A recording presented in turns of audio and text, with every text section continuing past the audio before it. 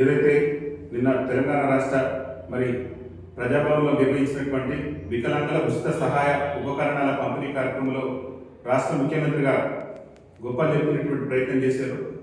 దయచేసి రాష్ట్ర ముఖ్యమంత్రి గారు అసత్య ప్రచారాలు మానుకోవాలని చెప్పేసి భారత వికలాంగుల హక్కుల పరిరక్షణ సమితి రాష్ట్ర కమిటీ పక్షాన్ని మేము రాష్ట్ర ముఖ్యమంత్రి గారికి విజ్ఞప్తి చేస్తున్నాం.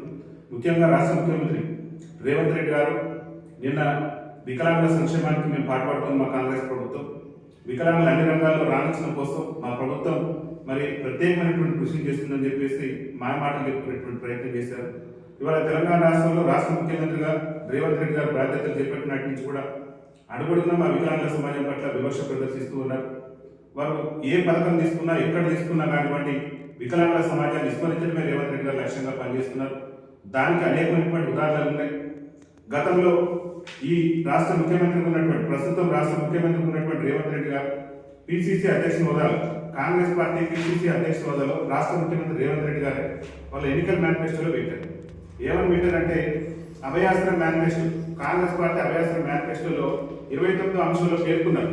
వాళ్ళు ఏమని పేర్కొన్నారంటే తెలంగాణ రాష్ట్రంలో మా కాంగ్రెస్ పార్టీ అధికారంలోకి వస్తే వికలాంగుల పెన్షన్లు 60,000 రూపాయలు చేస్తాం. తెలంగాణ రాష్ట్రంలో మా కాంగ్రెస్ పార్టీ అధికారంలోకి వస్తే వికలాంగులకు ఆర్టీసీలో ఉచిత ప్రయాణ సౌకర్యం కల్పిస్తాం. తెలంగాణ రాష్ట్రంలో మా కాంగ్రెస్ పార్టీ అధికారంలోకి వస్తే ఈ రాష్ట్రంలో వికలాంగుల అట్రాసిటీ చట్టాన్ని సమర్థవంతంగా అమలు చేస్తాం. తెలంగాణ రాష్ట్రంలో మా కాంగ్రెస్ పార్టీ అధికారంలోకి వస్తే ఈ రాష్ట్రంలో ఉన్నటువంటి వికలాంగుల బ్యాక్లాగ్ ఉద్యోగాలను భర్తీ చేస్తాం. తెలంగాణ రాష్ట్రంలో మా కాంగ్రెస్ పార్టీ అధికారంలోకి వస్తే ఈ రాష్ట్రంలో మహిళా సంక్షేమ శాఖలో ఉన్నటువంటి వికలాంగుల సంక్షేమ శాఖను ప్రత్యేక శాఖ చేసి ప్రత్యేక అధికారులు నియమిస్తామని చెప్పేసి కాంగ్రెస్ పార్టీ ఎన్నికల మేనిఫెస్టోలో పేర్కొన్నటువంటి రాష్ట్ర ముఖ్యమంత్రి రేవంత్ రెడ్డి గారు మరి ఆయన రాష్ట్ర ముఖ్యమంత్రిగా బాధ్యతలు చేపట్టి ఇప్పటికి 2 సంవత్సరాలు పూర్తయి 2 సంవత్సరాల్లో కాంగ్రెస్ పార్టీ ఎన్నికల మేనిఫెస్టోలో వికలాంగులకు ఇచ్చినటువంటి ఒక్క హామీని కూడా ఈ రాష్ట్ర ముఖ్యమంత్రి నెరవేర్చకుండా అడుగడుగునా వికలాంగుల సమాజం పట్ల వివక్ష ప్రదర్శిస్తూ మళ్ళీ రాష్ట్ర ముఖ్యమంత్రి గారు అసత్యాలు ప్రచారం చేస్తున్నారు. ఏం ప్రచారం చేస్తున్నారు? రాష్ట్ర ముఖ్యమంత్రి అంటున్నారు వికలాంగులు మేము అన్ని రంగాల్లో కూడా అన్ని ఏదైతే సకలాంగులతో సమానంగా పోటీ పడే విధంగా అవకాశాలు కల్పిస్తున్నామని చెప్తున్నారు. ఒక్క హామీ నెరవేర్చారు. మీరు ఎన్నికల మేనిఫెస్టోలో ఈ 2 సంవత్సరాల పరిపాలన ఒక్క హామీ నెరవేర్చారా? పిసిసి అధ్యక్ష హోదాలో మీరు ఇచ్చిన హామీ లేదో మీరే ఒకసారి పునఃపరిశీలన చేసుకోవాలి. మీరు కాంగ్రెస్ పార్టీ నాయకత్వం పునఃపరిశీలన చేసుకోవాలి. ఇవాళ మీరు రాష్ట్ర ముఖ్యమంత్రిగా బాధ్యతలు చేపట్టిన తర్వాత మా వికలాంగులకు గతంలో పరిశ్రమల రంగంలో రిజర్వేషన్ ఉండేది, దాన్ని పూర్తి స్థాయిలో ఎత్తేసినావు. రాష్ట్ర ముఖ్యమంత్రిగా నువ్వు బాధ్యతలు చేపట్టిన తర్వాత ఒక్కసారి కూడా వికలాంగుల దినోత్సవంలో పాల్గొనలేదు. ఇంతవరకు కూడా ఈ తెలంగాణ రాష్ట్రంలో మీకు దౌర్భాగ్యం ఏంటంటే తెలంగాణ రాష్ట్రంలో అసలు వికలాంగుల దినోత్సవం ఈ సంవత్సరం నిర్వహించకుండా నువ్వు గొప్పలు చెప్పుకునేటువంటి ప్రయత్నం చేస్తున్న ప్రజాభవన్లో వికలాంగుల సమాజాన్ని తప్పుదో పట్టించేటువంటి ప్రయత్నం చేయడం రాష్ట్ర ముఖ్యమంత్రి గారి స్థాయికి అది తగినటువంటి కాదని చెప్పేసి భారత వికలాంగుల హక్కుల పరిరక్షణ సమితి రాష్ట్ర కమిటీ పక్షాన మేము రాష్ట్ర ముఖ్యమంత్రి గారికి విజ్ఞప్తి చేస్తున్నాం. దయచేసి ఆలోచన చేయండి. మీరే చెప్పిన కాంగ్రెస్ పార్టీ ఎన్నికల మేనిఫెస్టోలో ఏఐసిసి ఎన్నికల మేనిఫెస్టోలో మీరే పొందుపరిచారు. తెలంగాణ రాష్ట్ర స్థానిక సంస్థల ఎన్నికల్లో వికలాంగులకు రాజకీయ రిజర్వేషన్ కల్పిస్తున్నారు. ఇలా వికలాంగుల సమాజానికి రాజకీయ రిజర్వేషన్ కల్పించకుండా మీరు స్థానిక సంస్థల ఎన్నికలకు ఎట్లెళ్ళారు? అట్లా మా సమాజం పట్ల వివక్ష ప్రదర్శించినట్టే కదా. అలా అట్రాసిటీ చట్టాన్ని సమర్థవంతంగా ఈ రాష్ట్రంలో అమలు చేస్తామని చెప్పినటువంటి మీరే మీ ప్రభుత్వంలో సీనియర్ ఐఏఎస్ అధికారులు ఉన్నటువంటి స్మితా సబర్వాల్ గారు మా సమాజాన్ని కించపరిచే విధంగా వ్యాఖ్యలు చేస్తారు. మీరు ఎందుకు యాక్షన్ తీసుకోలేదు? ఎక్కడ మీరు చట్టాన్ని అమలు చేస్తున్నారు? అలా జగిత్యాల జిల్లాలో మరి ఎవరైతే ఇవాళ రాష్ట్ర వికలాంగుల సంక్షేమ శాఖ మంత్రి ఉన్నటువంటి అడ్లూరు లక్ష్మణ్ గారు సొంత జిల్లాలోనే మరి జగిత్యాల జిల్లాలో కలెక్టరేట్ లో తన బోర్డు చెప్పుకుని వెళ్ళినటువంటి ఒక వికలాంగుని పోలీసు వర్గంని ఈడ్చుకెళ్ళినటువంటి చరిత్ర మీ కాంగ్రెస్ ప్రభుత్వాన్ని కాదా? ఎక్కడ మీరు చట్టాన్ని అమలు చేస్తున్నారు? ఈ రాష్ట్రంలో వికలాంగులకు రక్షణ ఉన్నదా? ఈ రాష్ట్రంలో వికలాంగుల అట్రాసిటీ చట్టం అమలు జరుగుతున్నదా?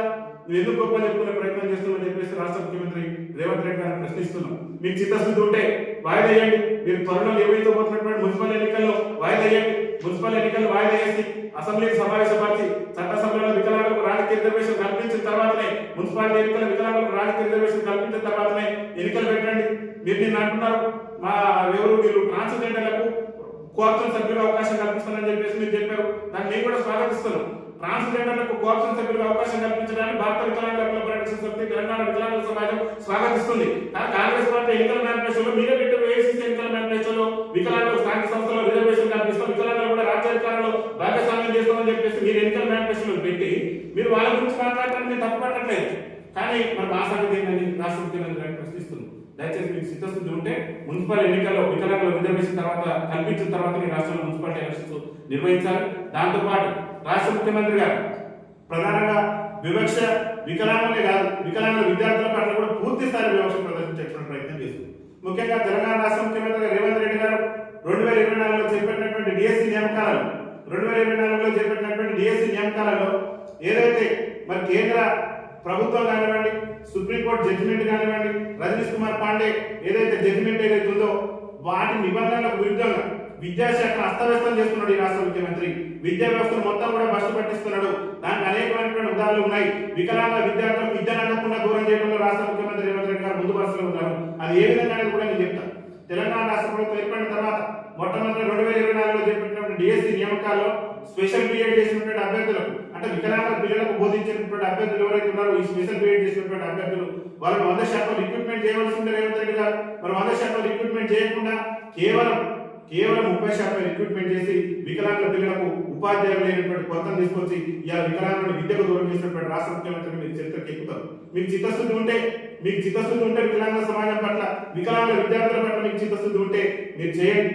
వికలాంగ విద్యార్థులు ఏదైతే మరి వికలాంగులు ఈ రోజు విద్యకు దూరం అవుతున్నటువంటి విద్యార్థులు ఉన్నారో ఆ విద్యార్థులకు ఉపాధ్యాయులను అందించేటువంటి ప్రయత్నం చేయండి.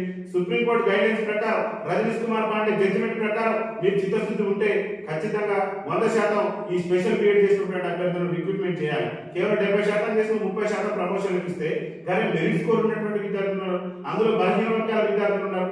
దాంట్లో ఎగ్జామ్ రాసి మెరిట్ స్కోర్ వచ్చి వాళ్ళు క్వాలిఫై ఉండి కూడా ఈ రోజు రాష్ట్ర ప్రభుత్వం చేసినటువంటి చారిత్రక తప్పిదాల కారణంగా ఈ రోజు ఉద్యోగ అవకాశాలు కంటే అనేక మంది నిరుపేద విద్యార్థులు ఆవేదన వ్యక్తం చేస్తున్నారు. ముఖ్యంగా అందులో ఏజ్ లిమిట్ అయిపోయినటువంటి వాళ్ళు ఉన్నారు.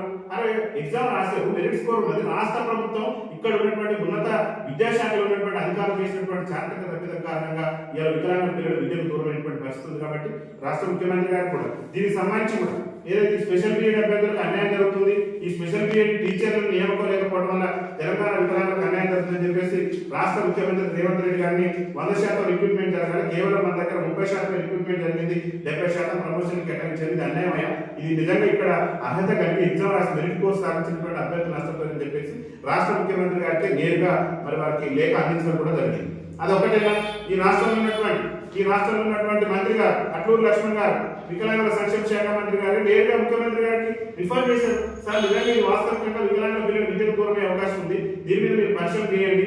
ఎవరైతే ఎగ్జామ్ రాసి 2024లో డిఎస్సి రాసి మెరిట్ స్కోర్ సాధించి ఉన్నటువంటి స్పెషల్ బీఎడ్ అభ్యర్థులు ఎవరైతే ఉన్నారో వాళ్ళందరూ కూడా ఉద్యోగ నియామకాలు ఇవ్వండి అని చెప్పేసి రాష్ట్ర మంత్రిగా ఉన్నటువంటి అట్లూరు లక్ష్మణ్ గారు లేఖ రాసింది. మరి ఈ లేఖకు రాష్ట్ర ముఖ్యమంత్రి గారు సమాధానం చెప్పాలి కదా.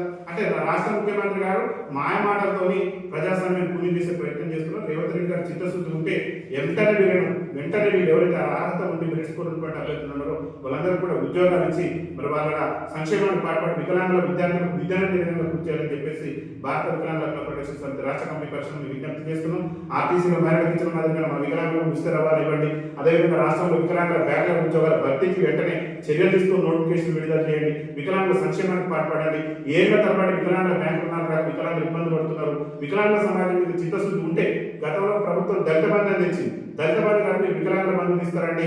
15 లక్షల రూపాయలతో ప్రతి వికలాంగుల కుటుంబాన్ని అనుకుంటే ఖచ్చితంగా నిజంగా మీ వికలాంగుల సంక్షేమానికి పాటుపడినట్టు అవుతుంది. కాబట్టి ఈ ఉద్యోగాల నియామకాలు ఏదైతే మా వికలాంగుల బంధు పథకం కానివ్వండి, వికలాంగుల ఆర్టీసీలో ఉచిత ప్రయాణ సౌకర్యం కానివ్వండి, అనేకమైనటువంటి హామీల విషయంలో మీరు నిరంకుశత ధోరణి విడనాడి వికలాంగుల సంక్షేమానికి పాటుపడాలని చెప్పేసి లేని పక్షంలో భారత వికలాంగుల హక్కుల పరిరక్షణ సమితి ఆధ్వర్యంలో హక్కుల సాధన కోసం, ఆత్మ గౌరవం కోసం రాజ్యాంగంలో వాటా దక్కేంత వరకు కూడా పెద్ద ఎత్తున పోరాటం చేస్తామని చెప్పేసి తెలియజేస్తున్నాం. వికలాంగుల ఐక్యత.